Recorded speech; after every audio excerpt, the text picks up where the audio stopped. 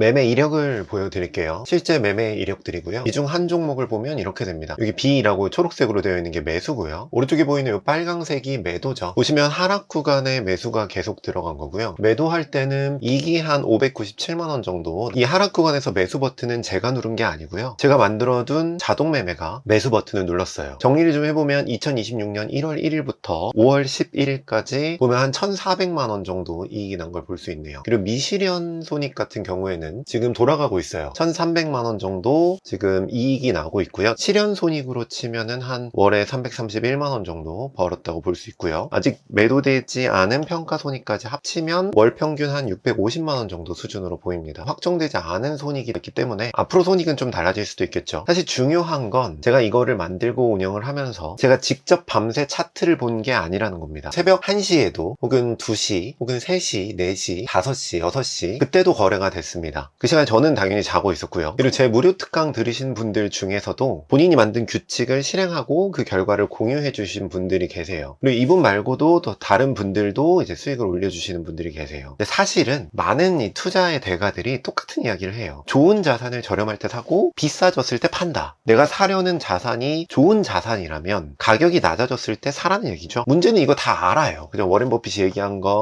다 압니다. 근데 사람이 이걸 못한다는 거예요. 최근 얘기를 좀 해볼까요? 최근에 나스닥이 또 역사상 최고가를 찍었어요. 이게 월봉이거든요. 그래서 봉 하나가 이제 월이라고 보시면 돼요. 월이라고 보시면 되는데 이게 일봉 차트로 보면 이런 일이 벌어지고 있습니다. 미친 듯한 상승이 이루어지고 있죠. 근데 혹시 여기 떨어질 때 뭐 예를 들면 여기 저점에서 매수를 하신 분 계시나요? 적어도 저는 못할 것 같아요. 이게 결과를 보면 이렇게 되지만 결과가 안 보이는 상황이라면 이런 상황이라면 저는 저를 확실히 알아요. 이 시기에 저는 뭘 했을까 생각해보면 관망했을 것 같아요. 그냥 지켜봤을 것 같아요. 근데 사실 우리는 다 알고 있죠. 장기적으로 통화량이 증가하면 주가는 우상향을 한다. 그죠? 계속 이제 우상향을 했잖아요. 이걸 알고 있는데 저는 이걸 알고 있는데 왜 못 살까요? 이게 떨어지면 주가가 떨어지면 어떤 뉴스들이 나오냐면 이번에는 이런 뉴스들이 나왔습니다. 아마 많은 분들이 이런 뉴스를 보면서 이런 생각을 하셨을 거예요. 전쟁이 끝나면 사야겠다. 아마 이 시기에는 누구라도 그렇게 생각했을 겁니다. 근데 어떤 강심장이 이런 뉴스들이 막 나오는데 매수 버튼을 누를 수 있냐는 거예요. 장기 우상향만 믿고 저점을 잡는다? 사람은 못합니다. 하지만 컴퓨터는 이걸 확률적으로 할 수 있게 만들 수가 있어요. 저는 사실 생각해보면 제가 차트를 보면서 투자할 때 전혀 돈을 못 벌었거든요. 왜 저는 당시에 돈을 못 벌었을까요? 제 생각에는 정말 좋은 전략을 공부를 했음에도 제가 직접 사고 팔려고 했기 때문에 그랬던 것 같아요. 두 가지 문제가 발생을 하는데 첫 번째는 그 좋은 전략을 안 지키고 제 마음대로 매수를 하게 되더라고요. 그리고 두 번째는 타의로 어쩔 수 없이 그 상황 때문에 매수를 못하게 돼요. 뭐 회식을 할 수도 있고 술을 먹을 수도 있고요. 까먹을 수도 있고요. 제가 전업 투자자처럼 계속 앉아서 차트를 보고 매도를 할 수는 없으니까요. 그래서 이거 보여드렸지만 이 초록색 점들이 모두 프로그램이 자동으로 매수한 거라고 말씀을 드렸습니다. 제가 제정신으로 눈 뜨고 있었다면 이게 45% 하락이거든요. 아마 45% 하락 지점에 매수 버튼 못 눌렀을 거예요. 그렇게 평단가를 극적으로 낮춰서 저는 일시적으로 반등하거나 혹은 추세적 상승이 다시 나타날 때 최대한의 이익으로 수익을 낸 겁니다. 제가 자동 매매에 이렇게까지 관심이 많이 갖게 된 건 제가 감정적으로 어떤 의사결정을 내렸을 때보다 규칙적이고 확률적인 매매가, 원칙을 지키는 매매가 돈을 더 잘 벌 수 있다고 믿었기 때문이에요. 저도 투자를 과거에 오래 하면서 저 스스로를 되게 많이 관찰했거든요. 저는 보통 한 번에 고점이나 저점을 잡으려고 하더라고요. 예를 들면 여기가 저점인가? 왠지 저점 같이 보이잖아요. 이렇게 떨어지면 바닥인가? 지금 살까? 라고 생각해서 사면 더 떨어지고, 반대로 이쯤 되면 꼭대기 아닌가? 지금 팔까? 라고 생각해서 팔면 더 올라가요. 사실 많은 주식의 대가들이 똑같은 얘기를 합니다. 시장을 예측한다? 다음 주나 다음 달에 시장을 마친다? 이런 건 불가능하다. 때문에 저는 최대한 확률의 영역으로 투자를 만들어내보자 라는 생각으로 자동 매매를 하고 있어요. 제 감으로 이제 몰빵 하는 게 아니라 확률로 만드는 거죠. 제가 시스템을 만들 때 핵심적으로 보는 건 사실 두 가지입니다. 첫 번째는 자산을 잘게 나눠서 무한히 반복하게 만드는 거예요. 그럼 우리 큰 수의 법칙이라고 있잖아요. 그죠? 반복 횟수가 많아질수록 평균에 가까워집니다. 예를 들어서 동전을 던질 때 동전의 앞면이 나올 확률은 사실 50%예요. 근데 10번을 던지거나 20번을 던지거나 40번을 던지면 앞면이 많이 나오기도 하고 뒷면이 많이 나오기도 합니다. 하지만 반복 횟수가 점점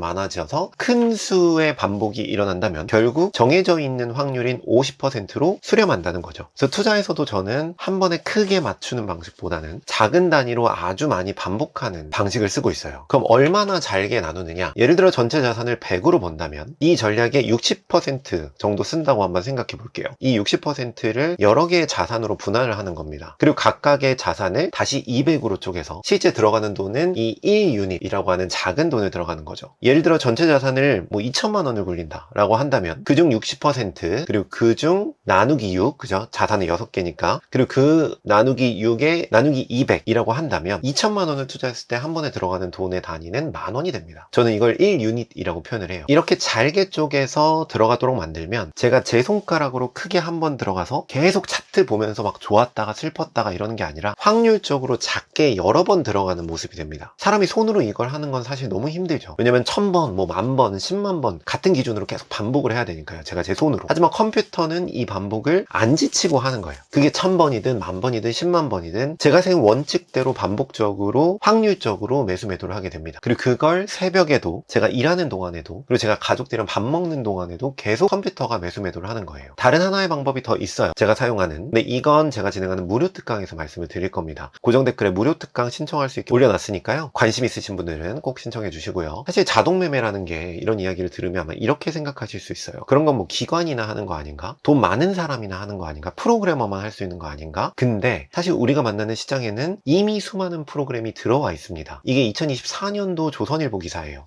2024년도 기준으로 주식시장에는 이미 70%에서 80%에 해당하는 프로그램이 들어와 있고요. 다른 시장도 마찬가지예요. 프로그램이 엄청나게 빠른 속도로 더 많이 들어오고 있습니다. 그 말은 이미 시장은 프로그램이 움직이는 곳이에요. 지금 여기에서는 사람만 감정적으로 사고 팔고 뭐 이렇게 다 돈을 잃고 있고요. 어떻게 보면은 프로그램이 이 돈들을 막 쓸어가고 있는 거죠. 때문에 저는 적어도 저 같은 투자자한테는 투자의 최종 목적지는 자동 매매가 되어야 된다고 생각을 해요. 내가 가진 원칙이 있다면 그 원칙이 뭐든 모두 프로그램으로 만들 수 있습니다. 프로그램으로 만들 수 없다면 그건 아직 원칙이 없다는 얘기예요. 여기서 내가 프로그램을 어떻게 만들어? 라고 포기하지 마세요. 무료 특강에서 만드는 방법을 제가 말씀을 드릴 겁니다. 그래서 고정 댓글 꼭 참고해 주시고요. 저는 개인적으로 앞으로 시장은 과거보다 훨씬 더 빠르게 움직일 거라고 생각을 합니다. 요즘은 과거랑은 많이 다르죠. 과거에는 은행이 망할 때 적어도 한 몇 주에서 몇 달 정도는 걸렸었던 것 같아요. 하지만 지금은 어떻죠? 2023년에 실리콘밸리 은행이 파산을 했어요. 정말 순식간에 파산을 했습니다.